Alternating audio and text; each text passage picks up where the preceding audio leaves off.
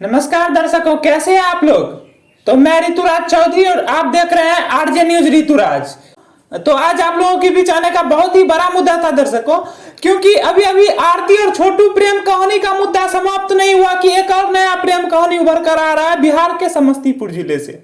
जी हाँ, बिहार के समस्तीपुर जिले से ये है पंकज और सोनी का प्रेम कहानी।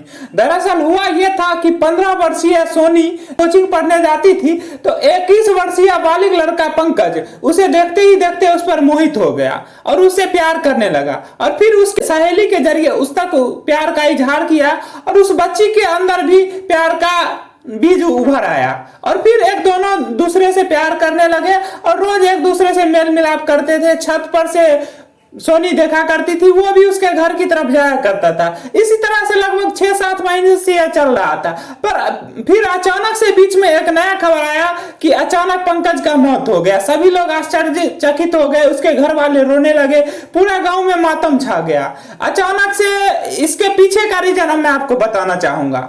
अभी अभी पंकज के घर वाले का आरोप है कि सोनी के घर वालों ने उसका मौत का कारण है, लेकिन इसके कहने का रीजन है, सोनी के घर वालों का कहना है कि उसके घर वाले उस दिन कोई नहीं थे। उसका भाई, उसका पिता उस दिन प्रोग्राम में गया हुआ था। उसकी माताएं जो है सो अपने भाई के राखी बांधने के लिए गई थी। घर पे सिर्फ सोनी और उसकी बहन थी, तो कोई अपने प्रेमी का कैसे हत्या कर सकता है। लेकिन इसके माता पिता का कहना है, पंकज के माता पिता का, कि उसके भाई ने बुला कर गया था।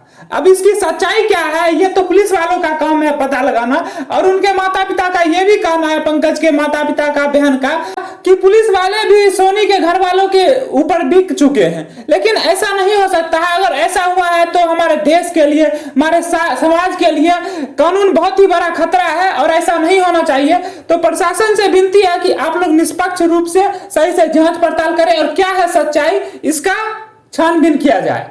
और मैं अभी देख रहा हूं बहुत सारे नेता लोग हैं, उनके घर पहुंच रहे हैं, बहुत सारे पत्रकार, बहुत सारे मीडिया वाले, बहुत सारे गायक, अपने आप को कहने वाले, जो कि अररिया से कहते हैं 400 किलोमीटर से आए हैं और इनको न्याय दिलाया है। भाई क्यों आ रहे हो? तुमको कौन बुलाया है? तुम्हारे अंदर इतनी हिम्मत है तो तुम जाके उनको 2 लाख 4 लाख रुपए देके मदद करो, तब समझेंगे कि तुम कुछ मदद कर रहे हो। तुम्हारे अंदर इतनी हिम्मत है, तुम सरकार से उसके लिए लड़ो, तुम सरकार के जनता दरबार में जाओ, उससे मांग करो न्याय का। लेकिन ये तो तुम लोग करोगे नहीं, सिर्फ अपना टीआरपी।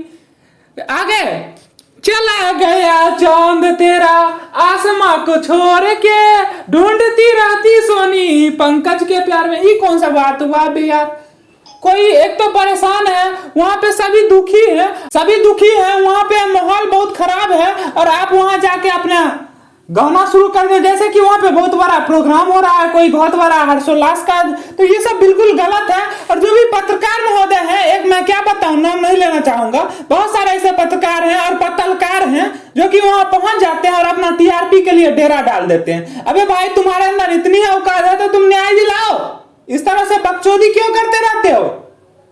जिसको बोलने नहीं आता, मैंने ऐसा भी देखा है कि एक ही क्वेश्चन को 10 बार पूछते रहते हैं और लोग पता नहीं कैसे उसके मिलियन में व्यूज आ जाते हैं। तो इन मीडिया वालों को एक ही काम रह गया, सिर्फ अपना टीआरपी बटोरना और छोटी सी मुद्दे को तिल को तार कर देना।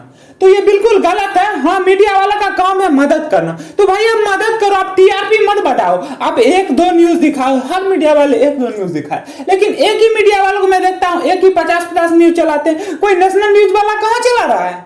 तो नेशनल न्यूज वालों से भी मैं कहना चाहूंगा कि आप भी न्यूज चलाइए, ताकि छोटे मोटे पत्रकार को इस सब का मौका ना मिले और इसको न्याय मिले, बकचोदी ना हो। और हाँ, ऐसा नहीं है कि मैं वीडियो नहीं लाऊंगा, मैं लाऊंगा 1-2 डिबेट, लोगों की क्या राय है मैं आपको अगले वीडियो में जरूर बताऊंगा। लेकिन हाँ, मैं उसके घर नहीं जाऊंगा क्योंकि मुझे पता है ये सब बकचोदी है। तो फिर मिलते हैं अगले वीडियो में नए डिबेट के साथ। जय हिंद, वंदे मातरम।